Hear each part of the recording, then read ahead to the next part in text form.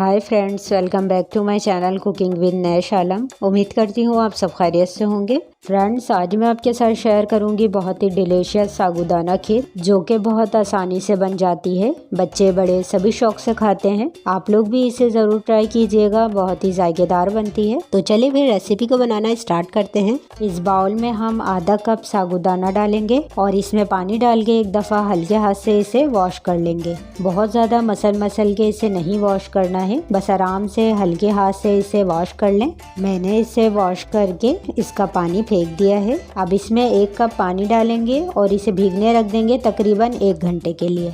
और अगर आपको दूसरे दिन खीर बनाना है तो इसे ओवरनाइट के लिए भिगो दें, ये ख़राब नहीं होगा। साबूदानों को भीगे हुए 1 घंटा हो गया है और ये देखें सारा पानी भी इसने जस्ट कर लिया है।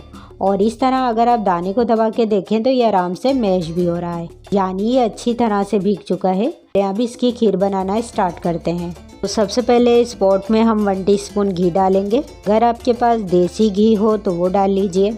घी जब गर्म होके मेल्ट हो जाए तो इसमें 1 टेबल स्पून बादाम, 1 टेबल स्पून काजू और 1 टेबल स्पून पिस्ता लिया है और ये 1 टेबल स्पून सूखा हुआ नारियल लिया है। जो भी ड्राई फ्रूट आपके पास हो डाल लीजिए और इन्हें लो फ्लेम पे 1 से 2 मिनट रोस्ट कर लेंगे।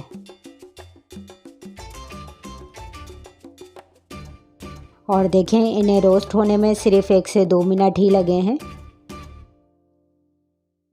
बस इसे निकाल लेते हैं और एक साइड पे रख देते हैं। इस पैन में हम 1/2 लीटर दूध डालेंगे। ये पका हुआ दूध है पर ये अभी ठंडा है, तो इस टाइम मैं इसमें 2 टेबल स्पून मिल्क पाउडर डालूंगी और इसे इसमें मिक्स कर लूँगी, जिससे कि ये इसमें हल हो जाएगा। अगर दूध गर्म होता तो मिल्क पाउडर की गुठलियाँ सी बन जाती। तो पहले इसे इसमें मिक्स कर लेंगे और अब गैस के फ्लेम को ऑन कर देंगे। और अगर आप चाहें तो मिल्क पाउडर ना डालें, थोड़ी देर दूध को पका लें, ये गाढ़ा हो जाएगा तो भी इसका टेस्ट अच्छा हो जाएगा। और अब दूध को अच्छी तरह उबाल आने तक पका लेंगे। ये देखें दूध में उबाल आ गया है। अब इसमें ये भीगा हुआ साबूदाना डालेंगे।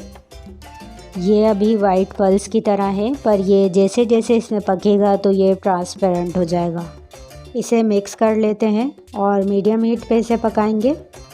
तकरीबन 3 से 4 मिनट लगेंगे। पकते हुए ये थिक होने लगेगा। साबूदाना को पकते हुए 3 से 4 मिनट हो गए हैं।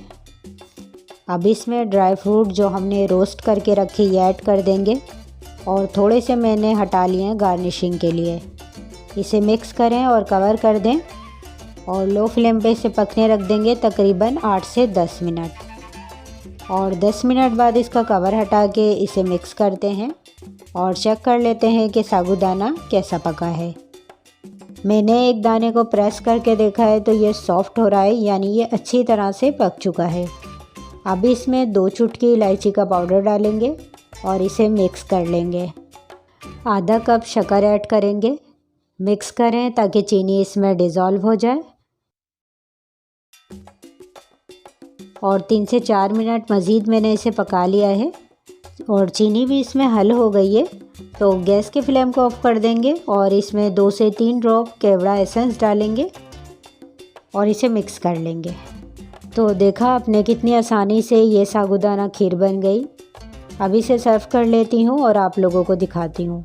खाने में बहुत ही टेस्टी लगती है। आप लोग भी इसे ज़रूर ट्राई कीजिएगा। आई होप कि आपको मेरी आज की रेसिपी अच्छी लगी होगी। वीडियो पसंद आई है तो इसे लाइक, शेयर और मेरे चैनल को सब्सक्राइब करना मत भूलिएगा। मुझे इजाज़त दें, हम फिर मिलेंगे नेक्स्ट वीडियो में एक और नई रेसिपी के साथ। अपना ख्याल रखिएगा। अल्लाह हाफिज़।